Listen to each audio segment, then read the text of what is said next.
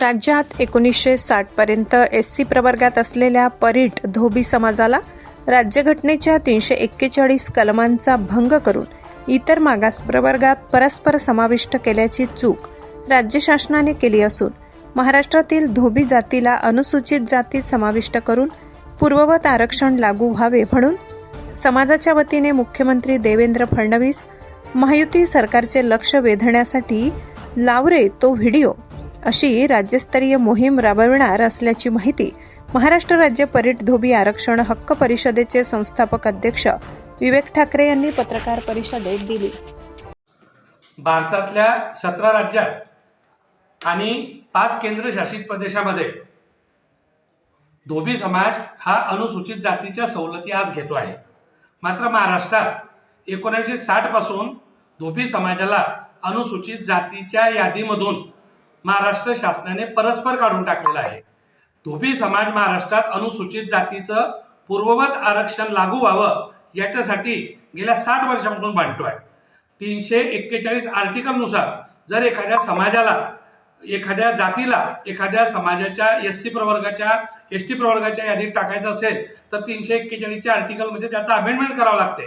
मात्र आमच्या समाजाला एससी सवलती लागू असताना, भंडारा आणि बुलढाणा जिल्ह्यामध्ये एससी सवलती लागू असताना आम्हाला परस्पर राज्य शासनाने कसं काढलं याची अजूनही माहिती नाही।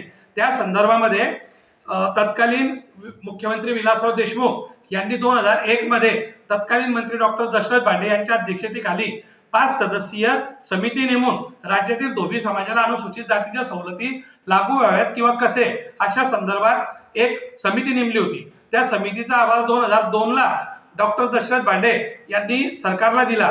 2002 पासून तर 2025 पर्यंत आम्ही या अहवालाच्या शिफारशी लागू करा म्हणून शासनाकडे वारंवार वेगवेगळ्या स्तरावर पाठपुरावा करतोय।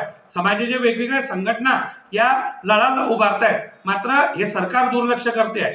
आज या पत्रकार परिषदेच्या माध्यमातून सर्वात महत्त्वाचं म्हणजे अशाच पद्धतीचा तत्कालीन 2006 येथे हिवाळी अधिवेशनाला नागपूरच्या मोर्चावर आम्ही एक आंदोलन केलं होतं। तर त्या मोर्चामध्ये तत्कालीन विरोधी पक्षाचे आमदार म्हणून आदरणीय देवेंद्र फडणवीस साहेब यांनी धोबी समाजाला संबोधित केलं होतं। त्यावेळेला गृहमंत्री असलेले जयंत पाटील यांच्या समोर देवेंद्र फडणवीस यांनी सांगितलं होतं की जयंतराव, तुम्ही समाजाला जास्त काळ मूर्ख बनवू नका, समाज जर संतापला तर मात्र अवघड होईल। आणि आज मुख्यमंत्री देवेंद्र फडणवीस यांना सत्तेची सूत्र हातात घेऊन अनेक वर्ष झाली, 2014 ते 2019 5 वर्ष देवेंद्र फडणवीस स्वतः मुख्यमंत्री होते, मधल्या 2.5 वर्ष ते उपमुख्यमंत्री होते, त्याच्यानंतर पुन्हा आता 1 वर्ष झाले त्यांचं सरकार आहे।